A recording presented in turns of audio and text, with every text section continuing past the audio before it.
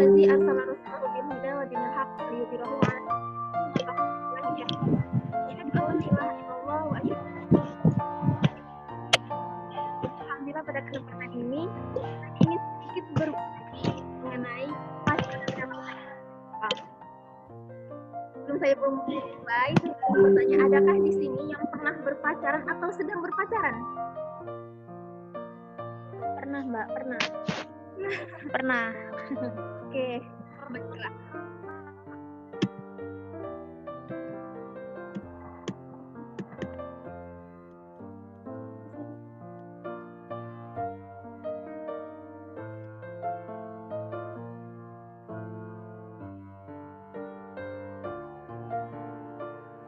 Baiklah, kalau begitu semuanya pasti sudah tahu apa itu pacaran. Nah, pacaran itu teman-teman pada intinya adalah mencari kebahagiaan dalam kemaksiatan. Kenapa? Karena ketika kita berpacaran tentu paling tidak kita berpegangan tangan, bonceng berduaan. Nah, itulah makna pacaran yang sebenarnya.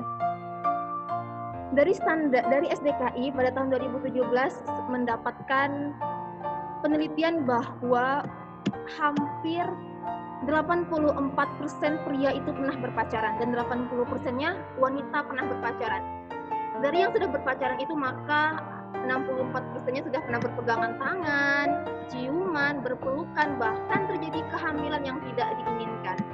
Bahkan sekarang jika teman-teman melihat berita, begitu banyak berita yang menginformasikan anak-anak usia dini sudah hamil di luar nikah dan nikah di usia yang sangat muda.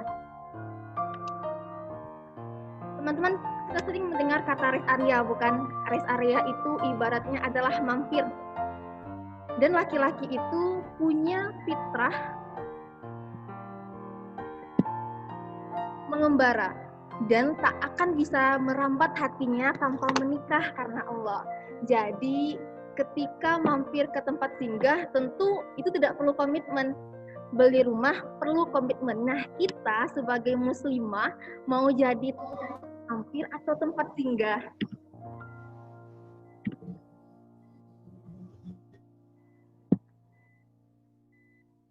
Lalu bagaimana pacaran dalam perspektif Islam? Tentunya surat ini sudah tidak asing lagi di telinga kita. Wala taqrabu zina innahu kana fahisyah wala asabila. Bahwa janganlah kamu mendekati zina karena sungguhnya zina itu perbuatan keji dan suatu jalan yang buruk. Teman-teman, Islam adalah agama preventif. Allah sangat melarang keras umatnya untuk mendekati zina. Maka Islam menutup semua jalan menuju perzinahan. Dan pacaran itu adalah salah satu jalan menuju zina. Akan tetapi, Islam tidak melarang umatnya untuk berinteraksi dengan lawan jenis, asalkan dalam koridor yang syar'i, seperti umroh, haji, ataupun dalam medis.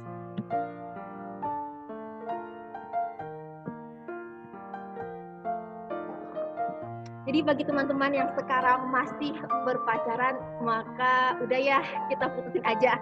Karena kenapa? Tentu wanita muslimah menginginkan laki-laki yang soleh, berperangai yang baik.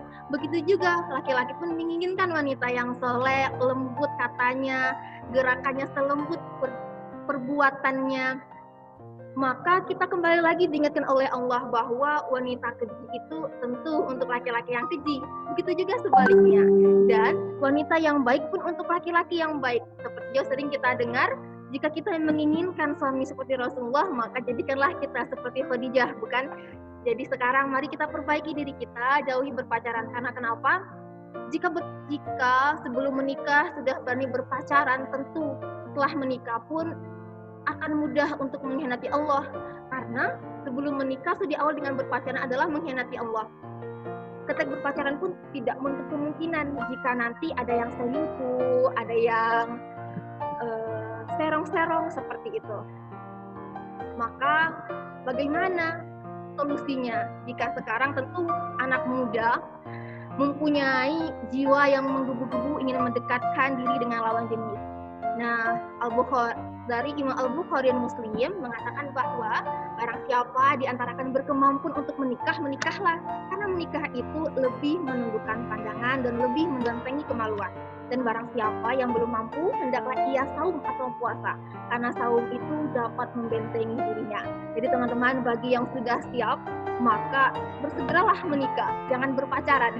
Karena itu lebih baik daripada kita berpacaran. Dan jika memang belum siap, saya belum siap kak untuk menikah, maka jika belum siap, marilah kita berpuasa, hindari berpacaran. Baiklah, sekian kajian siang hari ini. Jika ada yang ingin ditanyakan, dipersilahkan teman-teman.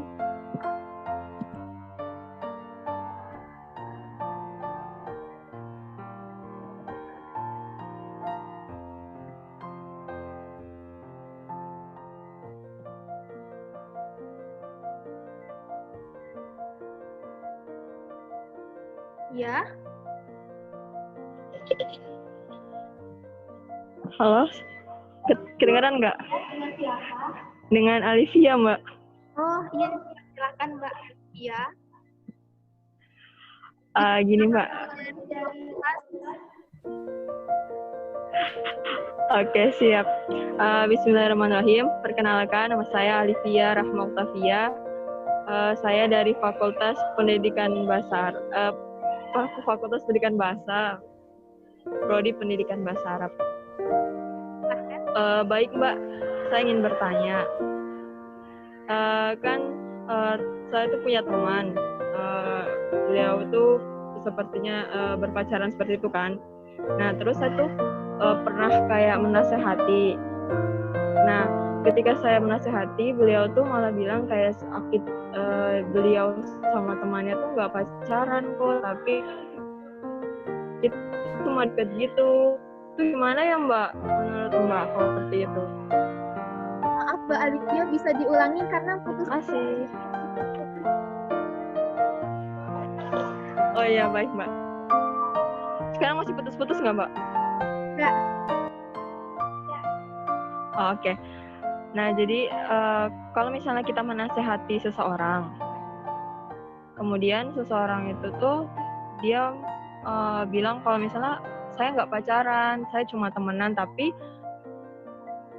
kalau kita lihat memang mungkin dia nggak ada status pacaran, tapi gerak-geriknya antara dia dengan Ikhwan itu apa ya, sudah seperti orang pacaran, walaupun memang mungkin dia nggak ada ikatan, maksudnya nggak ada kayak status, tapi seperti orang pacaran gitu Mbak. Jadi itu bagaimana ya Mbak?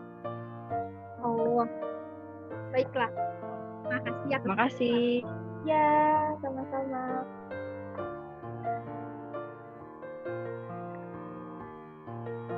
Jadi dalam buku yang saya baca, karangan Ustadz Felix Tiaw, Udah Putusin Aja, Mbak Alivia bisa cari sendiri bukunya. Jadi di situ juga dijelaskan bagaimana ya yang seperti itu, dia tidak ada status perpacaran.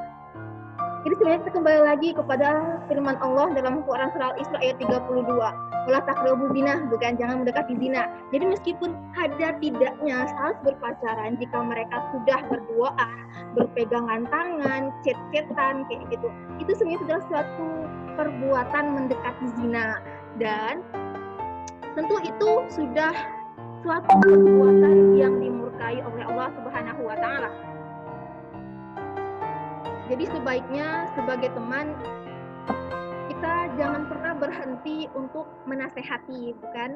Karena sedikit demi sedikit pun tentu dia mau mendengarkan, karena kita pun juga sebagai teman yang menasehati harus memberikan contoh yang baik agar tidak hanya dari lisan kita yang kita ungkapkan, tapi perbuatan kita juga mendukung apa yang kita katakan.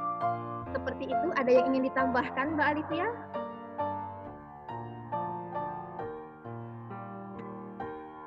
Baik. Sudah cukup, Mbak Alivia?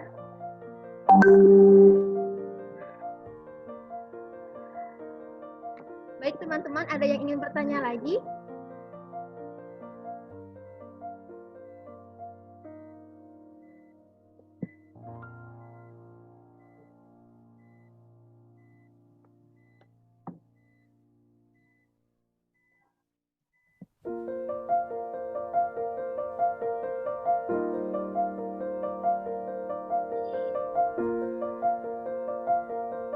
Ya,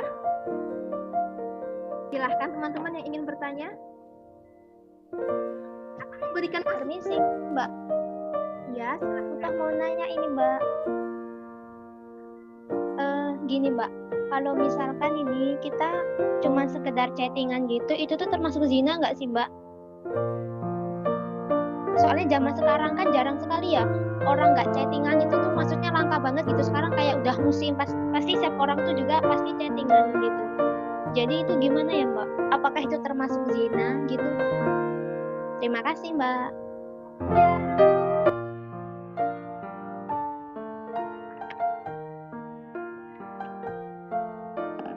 Baik, langsung dijawab ya. Jadi berdasarkan kajian bersama Ustadz Ranzi, bahwa sebenarnya chattingan itu jika memang di luar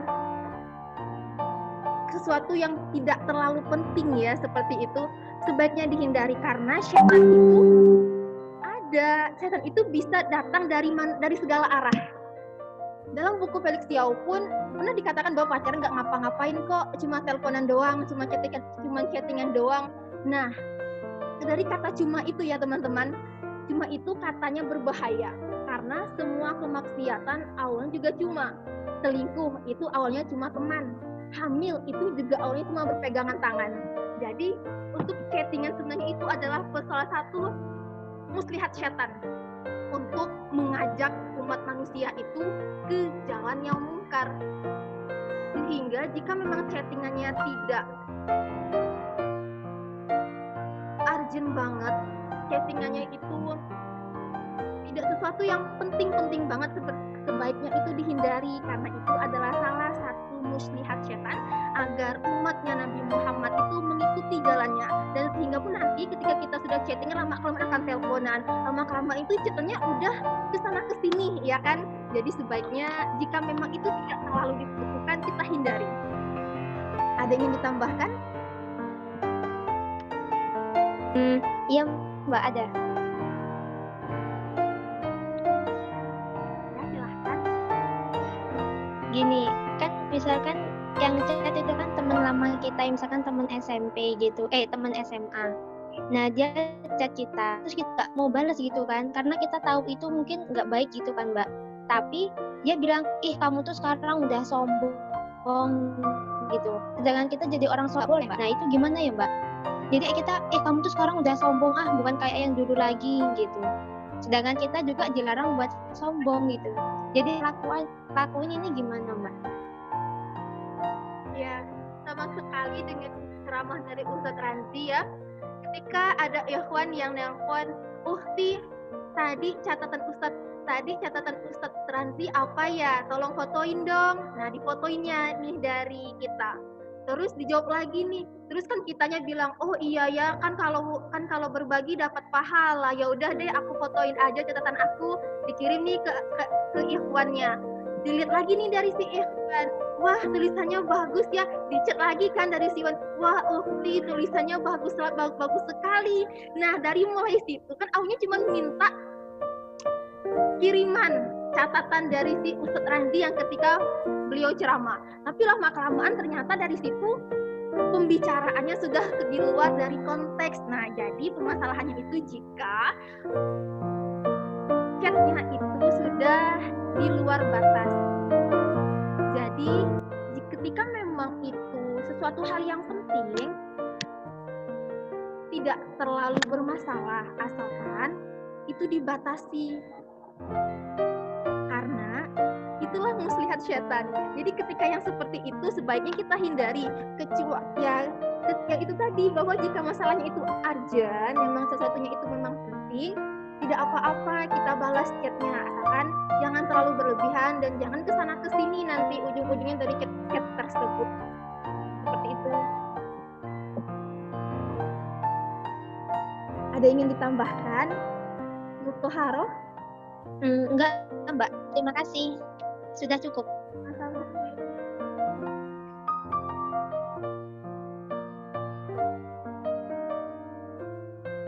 Baik teman-teman, masih adakah yang ingin menambahkan atau memberikan masukan?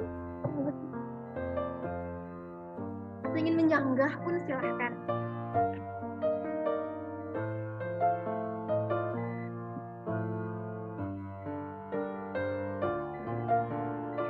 Baik teman-teman, terima kasih banyak karena sudah meluangkan waktunya. Saya tahu teman-teman begitu sangat sibuk, tetapi sudah berkenan meluangkan sedikit waktunya mengikuti kajian pada siang hari ini. Semoga kebaikan teman-teman akan dibalas oleh Allah Subhanahu wa Ta'ala. Baiklah, saya akhiri bila fisabilil haq, fastabiqul khairat. Wassalamualaikum warahmatullahi wabarakatuh. Waalaikumsalam warahmatullahi wabarakatuh. Terima kasih, Mbak. Terima kasih, Mbak. Waalaikumsalam warahmatullahi wabarakatuh. Makasih, Zulaika.